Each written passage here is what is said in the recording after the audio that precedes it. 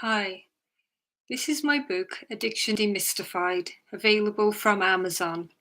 My name is Sophia Bothwell, and this book is about how to heal addictions.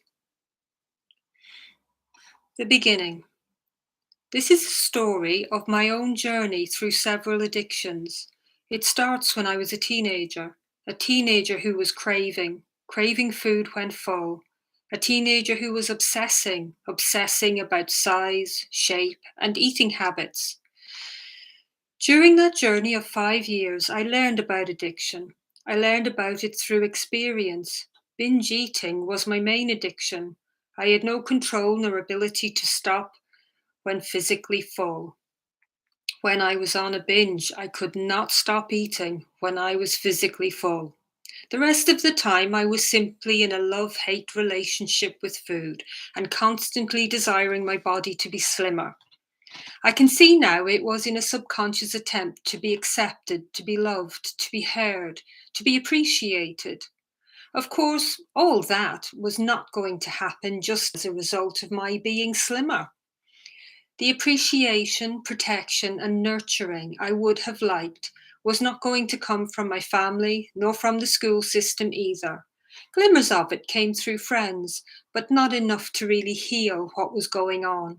And finding out what was really going on would reveal itself in a lifetime of healing. That lifetime of healing really started at the age of 19. When on my lunch hour, I browsed the local bookstore in search of the latest diet that would be my answer, but somewhere in my consciousness already was dawning the stark realization that dieting was not the answer. If it was, the last 5 years would not have escalated into the negative cycle of starving, binge eating, and bulimia. Something was telling me that my eating habits were severely dysfunctional and that my attempts at dieting had only served to fuel the flames of that dysfunction. So, miraculously, out of that darkness, in an ordinary lunch hour, the light of a book touched me, and it was to change my life forever.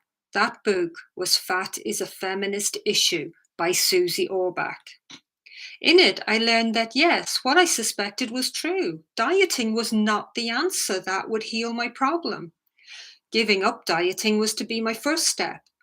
Then it taught me more. It gave me the missing information that would heal my problem. It taught me that I had unresolved emotional issues. It taught me what an emotional issue was. It taught me how we suppress our unresolved emotional issues through the act of eating when full. It taught me that eating when full is a way to cope with the emotional stuff that we either are not aware of or simply want to numb ourselves to. This book taught me that we all have unresolved emotional issues. It taught me that when we stop eating when full 100% of the time, that our unresolved emotional issues surface. That means we feel the pain, fear, anger, and boredom or stress that we previously avoided by eating when full.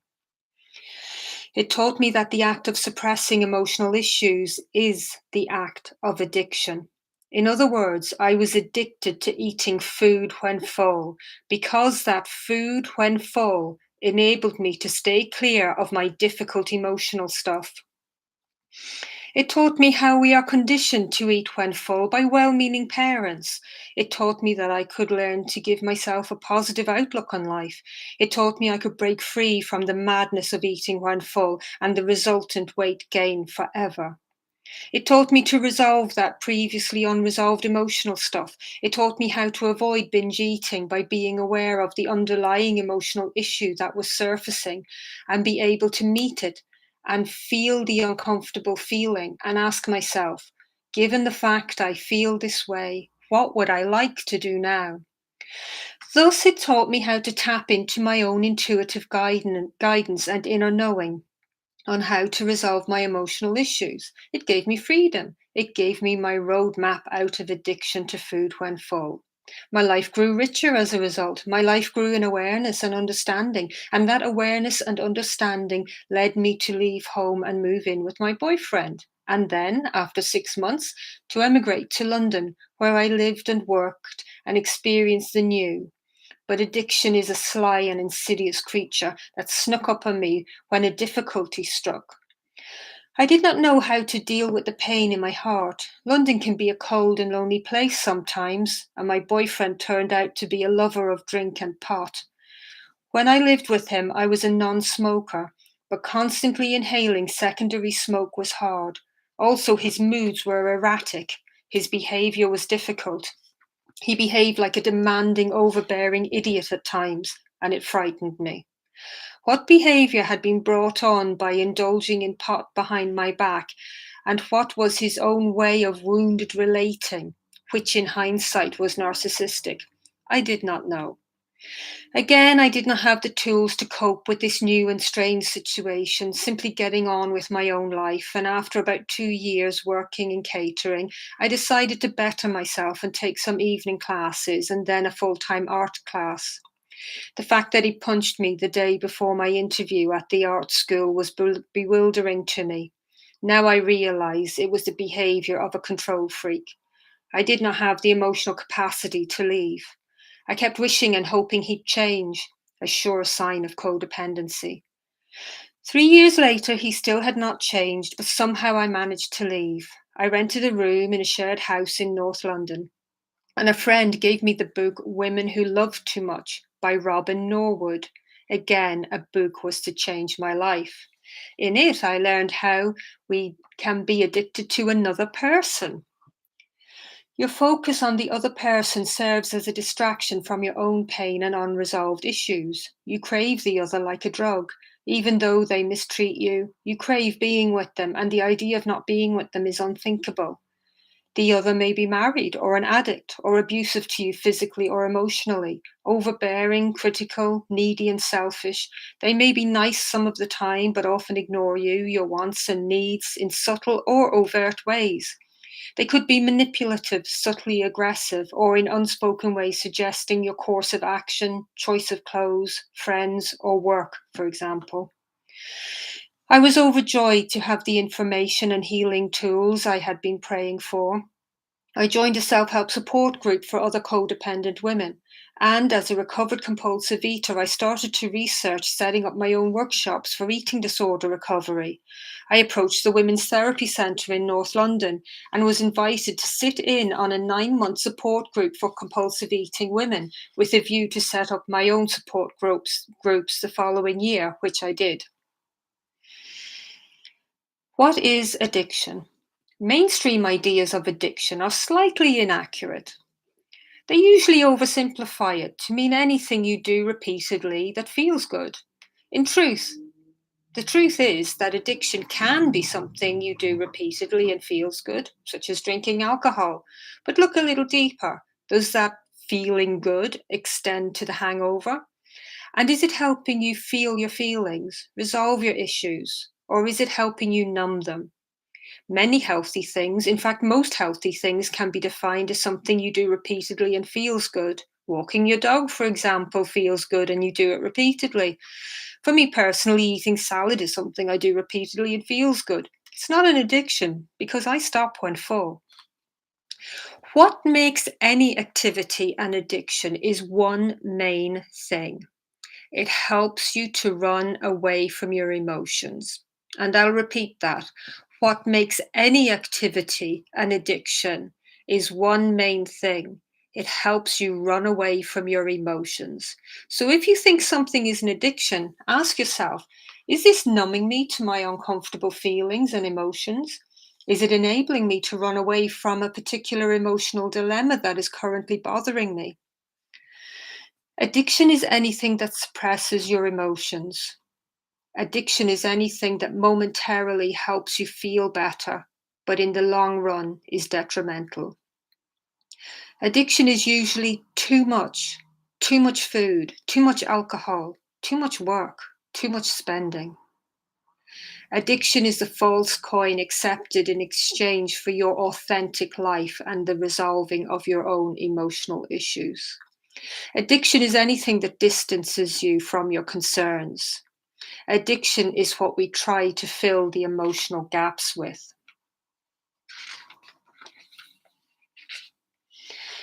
Addiction is socially acceptable in the form of food when full, alcohol, cigarettes, and prescription drugs. Addiction is not socially acceptable in the form of illegal drugs. Addiction is a problem in itself, and it is the symptom of a deeper problem. The deeper problem is an unresolved emotional issue or trauma. Resolve the deeper problem, and the symptom clears up. Being an addict can also mean you have difficulty acting on your own behalf. An addict does not really take proper care of themselves. They may try fooling themselves and you, but snorting coke is not self-nurturing. Where it comes from. The repetition of the cycle is insidious, and it starts in childhood and our family. How our mother treated us, how our father related to us, how our siblings related to us. The patterns are set, the wounds are accumulated, and the extent to which we are able to deal with our traumas, bumps, and bruises, both the emotional and physical, will in no uncertain terms be the stuff that shapes our lives, all our life. Yes, it all starts in childhood, except for the bits concerning you when you were in the womb. Seriously, how your mother was feeling during the pregnancy can have a huge effect on you. Were you a wanted baby? Were your parents happy when your mother was carrying you in the womb? Was she feeling neglected, overwhelmed, sad, or lost while carrying you? You absorb her emotions in those 9 months and they imprint your life. If she herself was drinking, smoking, overeating, or using drugs, it all imprints on the embryo. Also, traumas from past lives may indeed play out in this lifetime in order to be resolved. Whether you believe in reincarnation or not, the truth is that if you died in a fire in the 18th century, then you may have serious skin problems today, for example. Or you may have a fear, an irrational fear, if you were buried alive, claustrophobia. Those sorts of things really do affect us. If you were persecuted in a former life, or enslaved, or beheaded, the effects upon your feelings of injustice or difficulty with authority figures such as your boss or the rules of society may be clouded by that unresolved trauma. Our lives in the vast cosmos of existence are fascinating, and we can heal as we delve into and resolve through rebirthing breathwork, or QHHT, which is quantum healing hypnosis technique, for example. You can heal the issues entailed and accumulated in the living of that mystery of life. Rebirthing breathwork for me personally was a technique that I have been fascinated and enamored with since I first heard the concept at the Women Who Love Too Much support group I was attending at the age of 26. I immediately availed of the 3 discount sessions that the therapist was offering. I was amazed at the healing power of the breath, the ability to tap into previously locked emotions and safely and healthily experience and release them in the session under the care of the rebirthing coach. The proof of the breathwork pudding was certainly after the sessions when the shackles and chains of my addictions to my ex-boyfriend fell away, as I no longer craved his company and was able to end all contact once and for all and continue on my healing journey of self-nurturing and personal growth. So, addiction basically comes from unresolved emotional issues and the fact that we feel we have no other way of coping with those emotions or traumatic events and their memories than to indulge in the addiction to deal with them. Addiction is our band aid. We don't feel like we know of any other thing to do with those unresolved emotions. We feel like we do not want to confront the emotional issue. We don't want to explore other ways of dealing with the emotions or traumas we suspect are lurking in the withdrawal symptoms. We want the comfort and the distraction that indulging in addiction brings. Meanwhile, our life gets worse and worse. Or we are totally unaware of our pain and unresolved issues and therefore do not think our liking drugs, cigarettes, food when full, or alcohol has anything to do with the suppression of emotion. We do not see the point in delving into and feeling our emotions or traumas. We do not want to join AA or NA or a support group. We do not want to read a book on recovery. We actually do not even think there is a problem, other than the problem of not being able to get a fix whenever and wherever we want.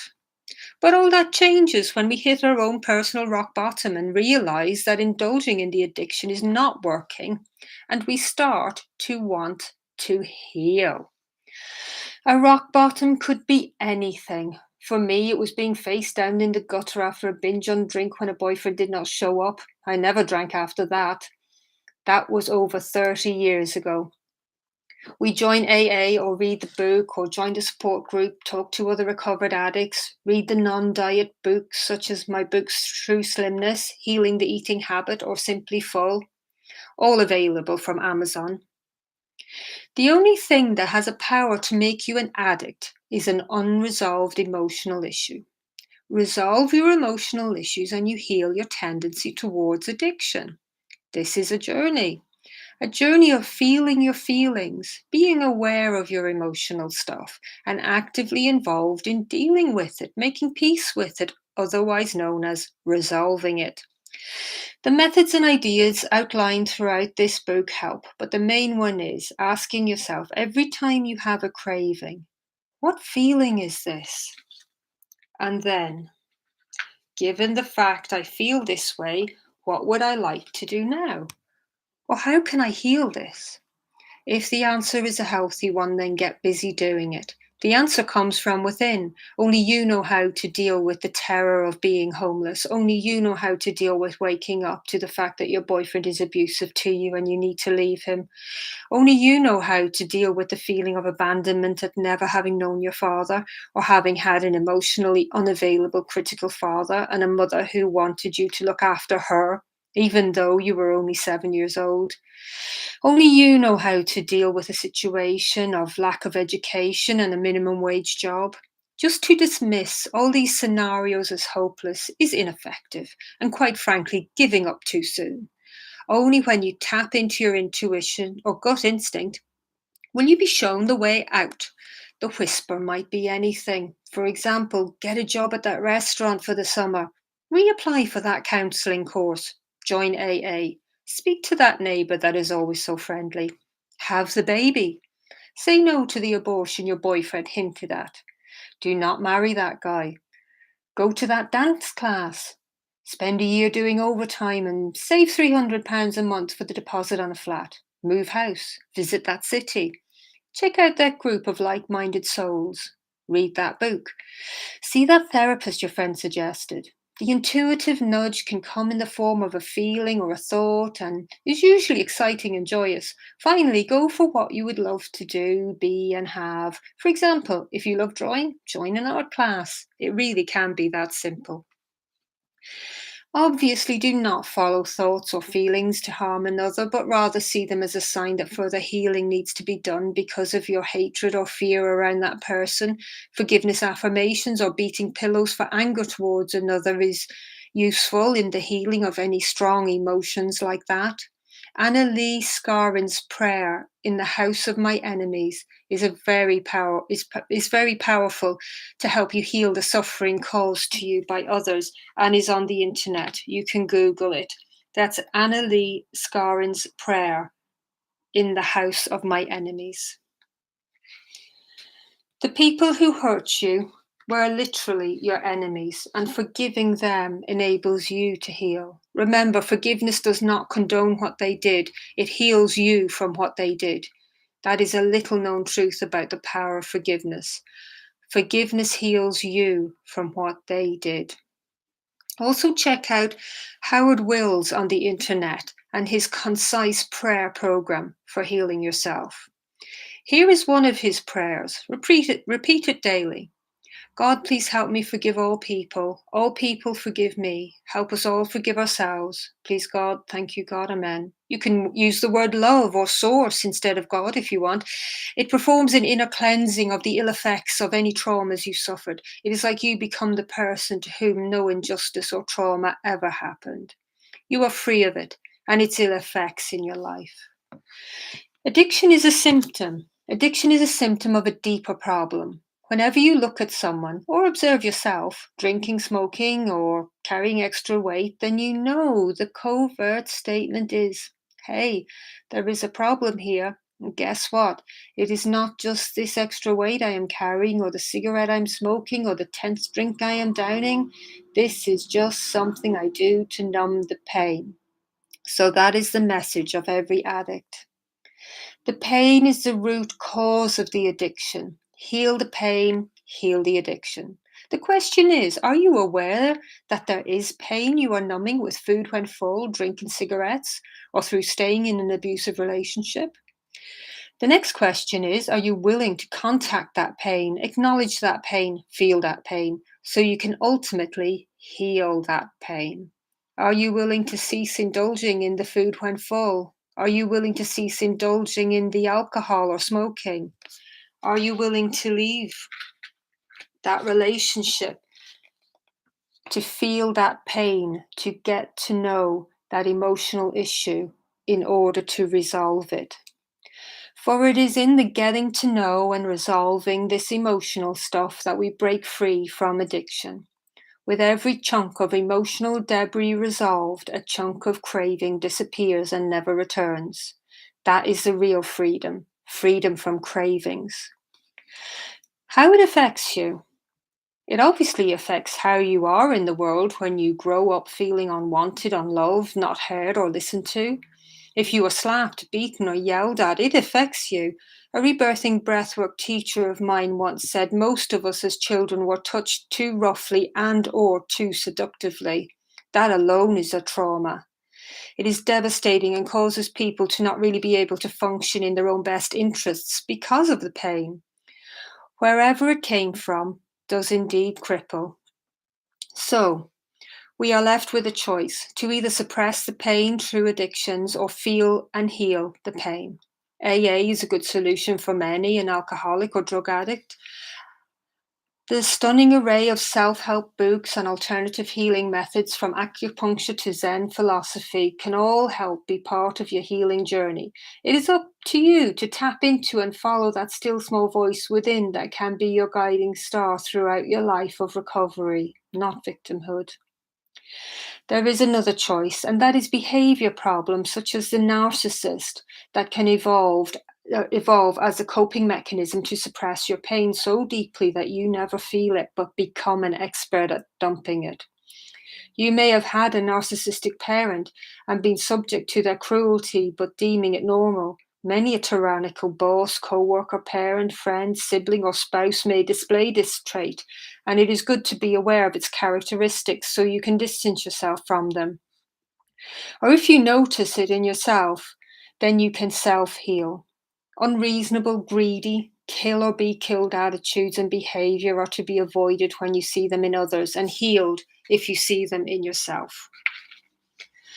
Manipulation and control tactics, overt or subtle, are the minefield that we live in when we are in relationship with a narcissist. But once we know its location, we can stay well away and move towards healthy, happy friendships and relationships. Awareness, awareness, awareness is a huge benefit to you. Awareness of your own patterns and behavior, actions and reactions, emotions and feelings, likes and dislikes, problems and dilemmas. Awareness of the healing tools that can help you. Awareness of the dysfunctional patterns in others and the effect they have on you if you are around them, be they family members or not. Knowledge and info from other recovered addicts is invaluable. And again, books and YouTube can be a great resource for this kind of life changing knowledge. Finances. If you feel worthless, it's going to affect your finances. If you are indulging in any addiction, you may not be aware that you feel worthless. The issue of lack of finances has pretty much been a constant in my life. I've always had enough, certainly, and I have usually been able to accomplish what I wanted. I've been on minimum wage and had a career that, though I loved, only paid a small income, supplemented by my partner's work when I first was a mother with a small child to raise. But this left me financially dependent on the man, a situation I did not like. But again and again, I was brought back to why I could not attain my financial goals. I saw parallels with the fat slim dilemma here in the rich poor dilemma. Were there deeper forces at play that were eluding me? I desired to be rich, like I used to desire to be slim. It was a seemingly unattainable goal. It was the thing that would make everything all right. Common enough thinking within society. However, society is an addict. One morning, many years later, my child an independent adult by then, I was cycling home after doing a 10-hour night shift as an industrial cleaner. I felt sick, nauseous. I thought, is there elements of addiction here? Is this the hangover? Is my paycheck the equivalent to the drunken high? Do I feel I have no other way to make a living at the moment other than to do this very hard work that is literally exhausting me and making me sick? That is another hallmark of addiction, the feeling of no choice. Okay, so what is it I'm running away from? I asked myself. What emotions would come up if I were not working so hard? Helplessness and hopelessness came to mind. Okay, so that is what I need to heal the helpless, hopeless feelings, to name a few. And I knew the tool to help me dislodge and heal that negative concept that I'm helpless and hopeless, the work of Byron Katie. So I got to work and I did the work on my negative thoughts around finances and career. I also knew I had to give up coffee because it was making me feel nauseous, and I started to feel more hopeful about my career while accepting that it was non existent at that time. I started to help myself or to act on my own behalf concerning my career as a writer and speaker and busy myself writing and editing my manuscripts, the lifelong work I have done that although only earned me a little or nothing, still I felt to be one of the great reasons for my very existence. I also felt writing to be part and parcel of my authentic life, the creativity that was the real McCoy, without which I would surely be really in the clutches of addiction again. So I still worked as an industrial cleaner to keep a roof over my head. I did overtime to save for a house down payment, and I continued to write and edit with a view to approaching agents and publishers yet again. I actively started planning to set up a support group locally for compulsive eating women. In other words, I was planning my future and being creative while being in contact with that healing emotional stuff.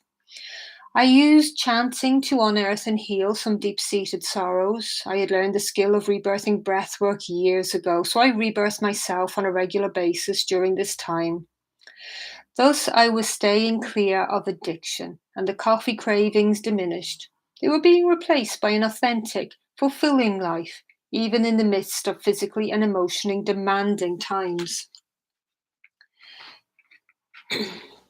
Then I stopped doing overtime, and this eliminated much of the grueling or self punishment aspect of my work. I visited London more often, just following my bliss, and I loved the place.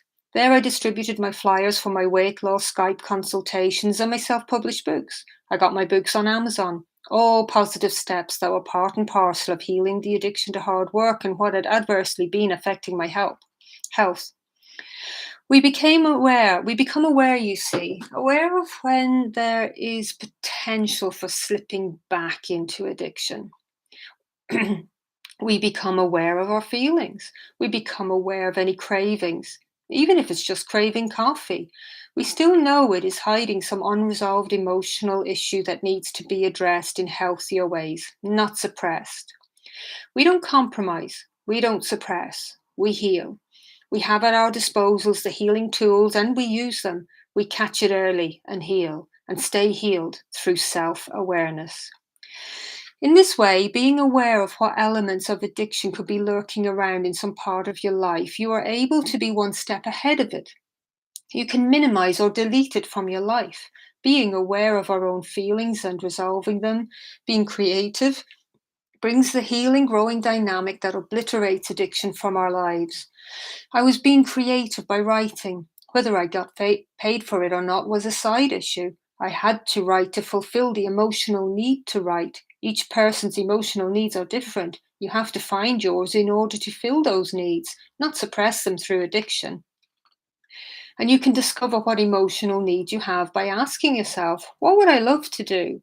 For it is this moving into our own authentic life that seals the deal. Freedom from addiction is ours. Homelessness. How can we be homeless? Lack of money. The necessity to earn money or put a roof over our heads is prevalent in today's society run by banks and building regulations that practically make it illegal to build a shelter. But never mind the negative outlook and become aware of your own creative ability to provide shelter for yourself and your family if you have one. Staying with friends or family members is not always easy or wise, especially if that family was the one that was the inflictor of the physical, sexual, and or emotional traumas you are healing. A job in McDonald's may be just the temporary answer that will bring you the cozy little home you desire, even if it is a one-bedroom apartment or a flat share with a friend in recovery. Staying away from the drink and drugs is easier when you're around people who do not drink or smoke. Have a place that you feel is peaceful and is supportive for the life you are building for yourself. Maybe £50 a month is spent on a therapy session, reading or listening to inspirational and informative videos on YouTube, such as Russell Brand, recovered from drink and drug abuse. They are wonderful resources to accompany you on your journey of a wonderful life.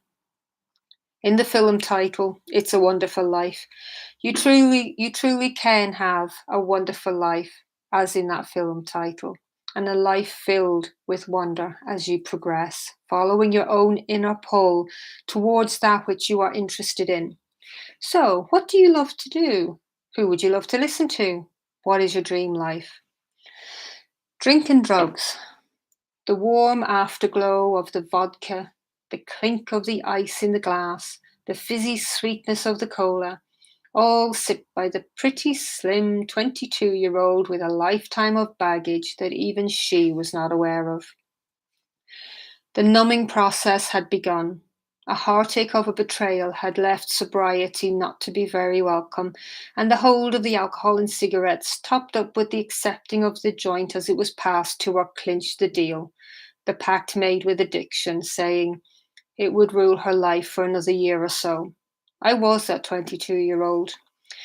Now, all was not as dark as it seemed. I had already given up eating when full. I had already learned a bit about addiction and its dynamics, and I knew that the vodka and ciggies were a band-aid for my broken heart. I was also aware that the current betrayal had probably brought to light all the other betrayals that lay hidden in my psyche.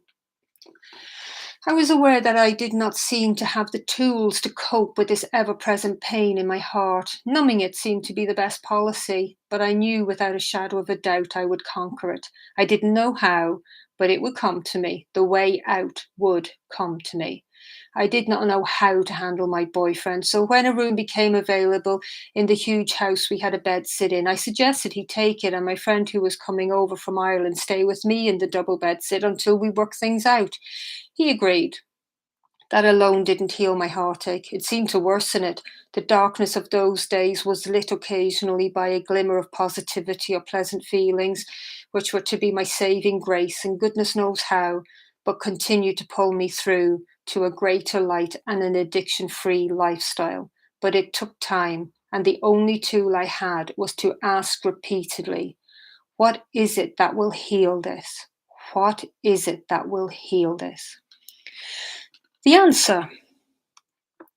As Chris Griscom, author of Time is an Illusion, says, use life. Or in a more old-fashioned terms, if life gives you lemons, make lemonade. We all grasp the concept. It's how you played the cards you were dealt. Well, let's evolve that saying into what Michael Bernard Beckwith has stated. And I quote, you can start with nothing, and out of nothing and out of no way, a way will be made. Unquote. Michael Bernard Beckwith, the author and founder of Agape International Healing Center and author of many self-help books. He was a former drug addict and drug dealer, and he turned into a spiritual icon after recovery. Emotions. That emotional soup in which lies the positive and negative, the joyous and the painful. It is in learning how to be emotional beings, how to process our emotions, how to feel our feelings that lies our freedom from addictions, all addictions. How do I deal with my anger? Walk away from the person I am angry with and start to create my own life? Join a yoga class if you are drawn to yoga. Join an art class if you love art. This is how you create your life. This is what being creative means. It's not rocket science. However, if you are drawn to rocket science, by all means study physics. Give yourself permission. Allow yourself to believe there is a way to have the life you would love to live, a life without drug highs or gorging uncontrollably on food when you are full and then feeling awful about your behavior. Self control is only gained through self compassion, self understanding, and self forgiveness. Practice them as best you can, and the healing comes. As each individual changes from an addict to someone who is free from addiction, we enter a world where creativity and healing is the norm, where cooperation and interdependence is accepted and lived, where all our needs are met, where we all feel nurtured and loved, feel a sense of community and belonging, where life is interesting and funny and everyone knows they are loved and appreciated just for being alive. All are precious beyond measure, yet humble and happy. A life feeling fulfilled, a society of individuals existing in peace and a sobriety that stems from within and is a delight to participate in, learning and growing all the time and never yearning or wanting or craving, for all is satisfied, all is resolved, all is creativity. The end. About the author. Sophia Bothwell was born in Ireland to an upper middle class Protestant family. With her Catholic boyfriend, she emigrated to London at the age of 20. After working in catering for a couple of years, she embarked on independent study of addiction recovery, culminating in establishing self-help support groups for compulsive eaters. She trained as a breathwork coach in Italy. She has actively been involved in home education and the natural care of horses. She has written several books, including self-help books, her biography, and 4 novels, all available from Lulu, the online publishing company. That's LULU, online publishing. And they are also available on Amazon. She currently resides in her beloved Wales.